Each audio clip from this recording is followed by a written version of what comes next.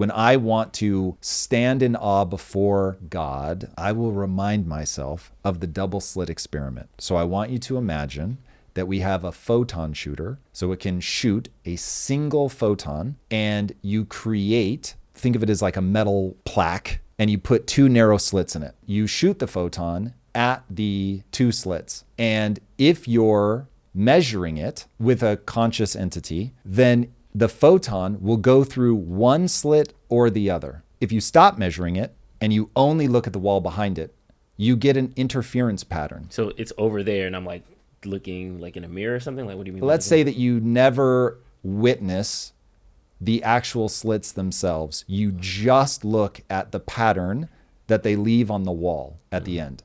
So you're never going to look at the slits. The pattern that comes through on the back wall is a wave pattern, meaning it goes through both slits. That's bananas. Already, if you've never heard that before and your brain is not melting, I'm not explaining it well, because that is insane. It behaves like a particle if you're watching it, and it behaves like a wave if you're not watching it. What?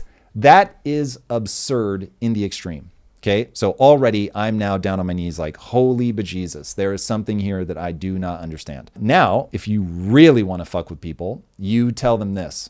What if I put a double slit out in space and photons from something that's 3 billion light years away, it shoots off its photons, they pass through that double slit like a wave, but then I end up measuring it, so I collapse the wave function. Now when I go back and look at the double slit, it goes back in time to pick which one of the slots that it went through. It is bananas, and if I'm not mistaken, that is the experiment that proved that the universe is not locally real. If a tree falls in the woods, does it make a sound if no one is there?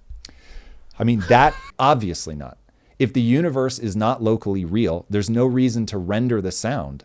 If there's no conscious thing to hear it, something isn't locally real means it only renders, the wave function only collapses. Put the final point on Mo Gadot's point about you'll know AI is sentient when it can collapse the wave function. That's Mo's point. But the whole idea that something exists as a wave, it means that it's probabilities. Unless you look at it, and then this is the metaphor, it has to render, and it becomes a thing. It becomes real. That's one of the things that feeds into my growing belief that we really are in a simulation, Drew, or something that is so like a simulation that the simulation becomes a very interesting way to think about it. When you're not looking at the moon, you're being all sentient things.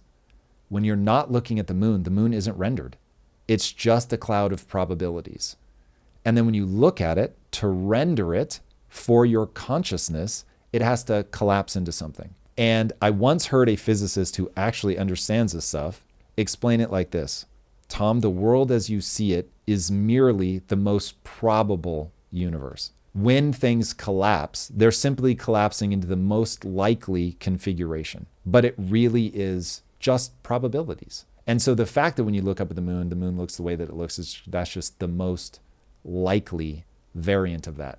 But it is entirely possible that suddenly the moon disappears. It is entirely possible that you try to land on the moon and you just fall through it. You won't, because the probability of every quantum particle in you and every quantum particle in the moon lining up such that you would pass through it are so infinitesimal that it's just never going to happen. But if you believe in the multiverse, there is a universe somewhere where in 1969 they tried to land on the moon, they just passed through it.